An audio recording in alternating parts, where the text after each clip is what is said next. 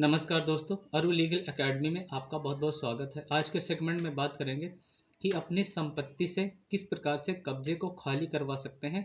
2025 के अंतर्गत आज इस टॉपिक के बारे में बात करेंगे। लेकिन आपसे निवेदन करूंगा दोस्तों कि आप चैनल पर नए हैं तो सब्सक्राइब करके बेल आइकन आप प्रेस कर लीजिए। लीगल अपडेट से रिलेटेड जो वीडियो अपलोड करता हूं आपके लिए, उसका नोटिफिकेशन आपको सबसे पहले मिले, इसलिए चैनल को सब्सक्राइब करके बेल आइकन प्रेस कर लीजिए और वीडियो को पूरा देखिए दोस्तों, स्किप मत कीजिए। क्योंकि किस प्रकार से सॉल्यूशन मैंने बताया है कि अपनी संपत्ति से कब्जा हटाने के लिए क्या करना होगा आपको, तो जो आप इस बारे में जानकारी लेंगे तो वीडियो को स्किप मत कीजिए। अगर स्किप कर देंगे तो इन्फॉर्मेशन आपको नहीं हो पाएगी, इसलिए कंप्लीट इन्फॉर्मेशन लीजिए कि 2025 के अंतर्गत किस प्रकार से अपने संपत्ति से कब्जे को हटवा सकते हैं। तो दोस्तों, मैं एडवोकेट विनोद सिंह आज इस टॉपिक को कवर करते हैं कि यदि आपकी संपत्ति पर किसी व्यक्ति ने कब्जा किया हुआ है, काफ़ी समय से आपके साथ हरेसमेंट कर रहा है, आपको मानसिक तौर पर प्रताड़ित होना पड़ रहा है और कोर्ट में काफ़ी इसकी फ़ीस भी, पैसे भी खर्च आपको करने पड़ रहे हैं, फिर भी आपको ने पुलिस में भी कंप्लेंट की, लेकिन इस समस्या का समाधान आपको अभी तक नहीं मिला हुआ है, तो अब आपको परेशान होने की कोई भी ज़रूरत नहीं है। आप अपनी प्रॉपर्टी से कब्जे को बिल्कुल खाली करवा सकते हैं। और जैसे आप कोर्ट के चक्कर लगाकर थक चुके हैं, आपने काफ़ी प्रोसीडिंग में पैसे भी खर्च कर दिया है और पुलिस को भी काफ़ी पैसे दे दिया है, फिर भी आपकी प्रॉपर्टी से, ज़मीन से या प्लॉट से या कोई आपका दुकान या मकान है उससे कब्जा खाली नहीं हुआ। कोई भी दबंग टाइप का व्यक्ति कब्जा करके बैठा हुआ है, आपको परेशान कर रहा है, तो वो कौन से डॉक्यूमेंट हैं, आप भी उनके बारे में चर्चा करेंगे कि किस प्रकार की आपको सावधानियां रखनी है जिससे अपने संपत्ति से आप कब्जे को आसान पूर्वक हटवा सकते हैं, जो अभी तक नहीं हटा है। तो दोस्तों, इसके लिए क्या करना है आपको, यदि आप थक चुके हैं अपनी प्रॉपर्टी से कब्जा हटवाने के प्रयास करके और पुलिस को भी पैसे दे चुके हैं, फिर भी आप नहीं हटवा पाए हैं, तो वो कौन से डॉक्यूमेंट हैं, कौन से प्रूफ हैं, कोर्ट को यदि आप साबित कर देते हैं तो किस प्रकार से कब्जे को खाली करवा सकते हैं।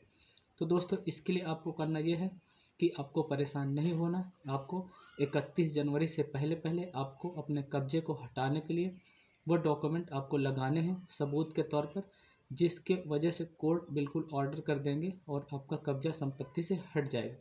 तो आपको करना ये होगा कि आपको परेशान नहीं होना। अब कोर्ट में आपको प्रेशर बनाना है, कोर्ट के ऊपर प्रेशर ये बनाना है कि आपकी संपत्ति से कब्जे को जल्दी से जल्द हटवाया जाए।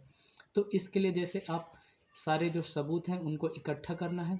और जब से कब्जा है, आपको जो ध्यान देने वाला पॉइंट ये है कि उसके बारे में जो डॉक्यूमेंट लगाना है आपको, कि जब से कब्जा हुआ है आपकी संपत्ति में, कब्जा आपने तब से हटवाने का प्रयास किया हुआ है। जब से कब्जेधारी ने कब्जा आपकी प्रॉपर्टी पर कब्जा किया है, आप उसी समय से कब्जेधारी को हटाने का जो प्रयास किया है, हम प्रयास कर रहे हैं ऐसा दिखाना है। और इसके लिए आपको वो डॉक्यूमेंट भी, सबूत भी आपको लगाना है, कोर्ट को देना होगा कि ये हमारे पास सबूत है, हम कब्जे को हटवाने के लिए इस प्रकार से कार्रवाई किए हैं। तो वो जैसे ही सबूत आप कोर्ट को देते हैं, कोर्ट ये जान लेती है कि हाँ, आप कब्जा हटाने के लिए शुरू से ही प्रयास कर रहे हैं। तो ये सबूत आपको कोर्ट को देना है और आपको घबराना नहीं है, बिल्कुल आपका कब्जा हट जाएगा। क्योंकि माननीय सुप्रीम कोर्ट ने भी इस बारे में कई सारे जजमेंट दिए हुए हैं कि जो कब्जेधारी व्यक्ति है उसको हटना होगा और कब्जेधारी को आप बिल्कुल हटा सकते हैं। अब जो माननीय सुप्रीम कोर्ट के जजमेंट हैं उनका भी उपयोग करके आप कोर्ट से ये मांग कर सकते हैं कि जो हमारी संपत्ति पे कब्जेधारी कब्जा करके बैठा हुआ है, हमको प्रताड़ित कर रहा है, हमने पैसे से संपत्ति को खरीदी थी, कोई दुकान या मकान, तो वो सारी बातें आपको दिखानी है प्लीडिंग में।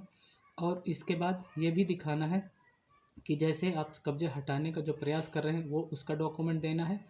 दूसरा चीज़ ये आपको देना है कि जो कब्जेधारी व्यक्ति है वो किस प्रकार से आपकी संपत्ति में इंटर हुआ था। जैसे आपने कोई, आपका मकान है उसको रेंट पर दिया था, तो रेंट एग्रीमेंट में सबूत होता है उसको दिखाना है, या कोई आपने शॉप दी थी, कोई दुकान कब्जेधारी को दिया था, तो उसका सबूत भी कोर्ट को दिखाएं। और इससे ये साबित हो जाएगा कि हाँ, वो सहमति से आपने दिया था, कि इसलिए जो कब्जाधारी बन के बैठ गया है इसका कोई भी इस प्रॉपर्टी पर इंटरेस्ट नहीं है। तो कोर्ट को ये आपको सबूत देना होगा, कोर्ट ये मान लेगी कि हाँ, आपने अपनी संपत्ति को रेंट पे दिया हुआ था। तो आप इस आधार पर अपनी प्रॉपर्टी से कब्जेधारी व्यक्ति को बहुत ही आसान तरीके से हटवा सकते हैं कि आपकी इसमें सहमति थी, तो इसका प्रूफ भी आपको कोर्ट को देना होगा। जैसे आप ये सबूत लगाते हैं तो कब्जेधारी आपकी संपत्ति पर टिक नहीं पाएगा और कोर्ट कब्जेधारी के ऊपर जुर्माना भी लगाएगी, आपको जुर्माना भी दिलवाएगी।